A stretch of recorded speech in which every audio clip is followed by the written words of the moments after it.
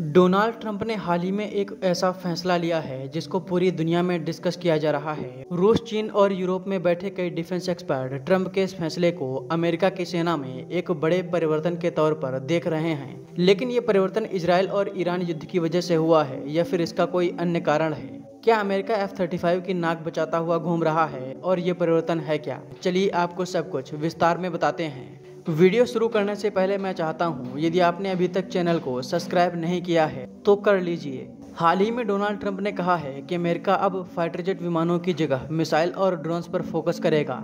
Donald Trump ने साथ ही अपने F-35 फाइटर जेट में बड़ी कटौती भी की है। जो बाइडेन के समय 68 F-35 बनाने के ऑर्डर दिए गए थे, लेकिन अब ट्रंप ने इसे घटाकर 47 कर दिया है। यानी ट्रंप ने 21 F-35 विमानों में कटौती की है। इस कटौती की कॉस्ट करीब $893 बिलियन बताई जा रही है। लेकिन अब सवाल ये कि ट्रंप ने इतना बड़ा फैसला आखिर लिया क्यों है?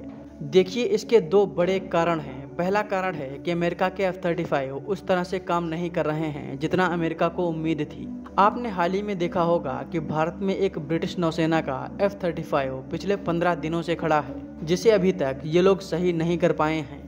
भारत के केरल में खड़े इस विमान में कुछ बड़ी प्रॉब्लम हुई है जिसे ब्रिटेन छिपा रहा है। इसके अलावा कई बार ये विमान अनकंट्रोल्ड होकर क्रैश भी हुए हैं। इसी वजह से हो सकता है कि ट्रंप ने इसके बजट में कटौती करने का फैसला लिया हो। दूसरा जो कारण है वो है मिसाइल और ड्रोन्स का अच्छा प्रदर्शन।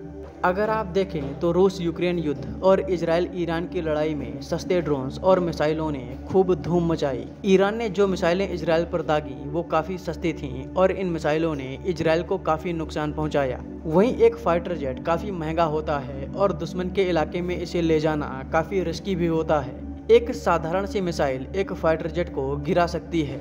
ऐसा लगता है कि अमेरिका के F-35 के साथ ऐसा कुछ हुआ भी है, क्योंकि ईरान ने दावा किया था कि उसने इजराइल के F-35 विमानों को मार गिराया है। और इसके बाद ट्रंप का ये फैसला एक बड़ा इशारा भी करता है। शायद हो सकता है कि इसी वजह से अमेरिका अब सस्ते ड्रोन्स और मिसाइलों पर ज़्यादा फोकस कर रहा है। दोस्तों, आपकी क्या राय है इस मामले पर? हमें कमेंट बॉक्स में ज़रूर बताएं।